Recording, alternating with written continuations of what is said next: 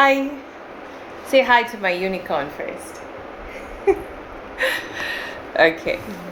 So I'm going to talk about something I wrote earlier, which is about feelings, the recognition of feelings. Recognition of feelings and the state of our mind.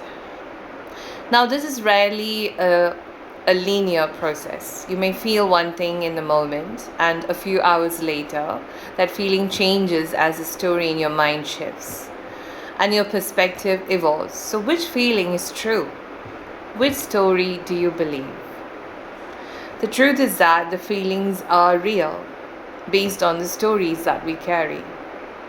Now, the story can stay the same, but our perspective can shift, right? As our inner world changes, as we put a lot more effort into seeing the story from the other person's perspective, and we learn to empathize a little, we will see that the world around us starts to shift. And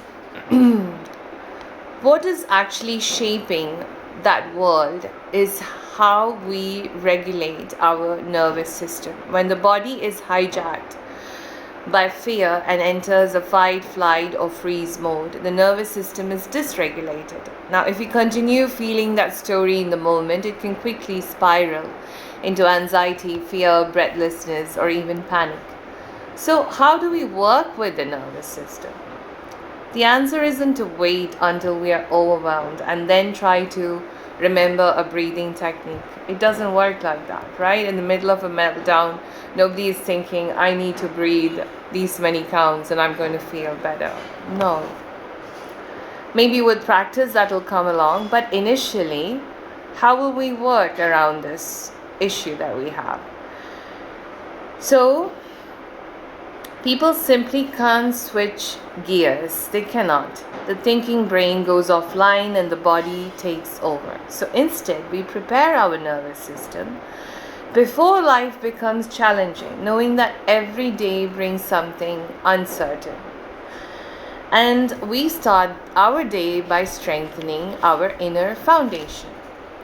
Now, through conscious breathing, prayer, Ishvara Pranidan, yoga, meditation, or just grounding practices, just for 30 minutes, even sitting in stillness or gazing at a plant, gazing towards the sky. I'm not saying sit for 30 minutes gazing at the sky, but trying to find something to work on to find steadiness and stillness in the body, because that's when our nervous system can move into a rest and a digest mode.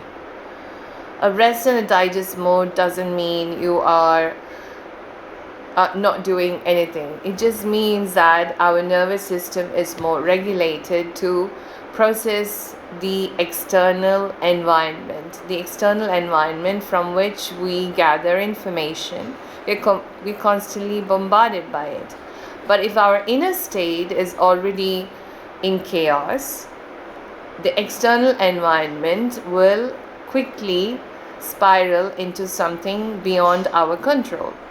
So that's why we work with our inner selves first, so that we can handle whatever is coming towards us and how we process that information, right?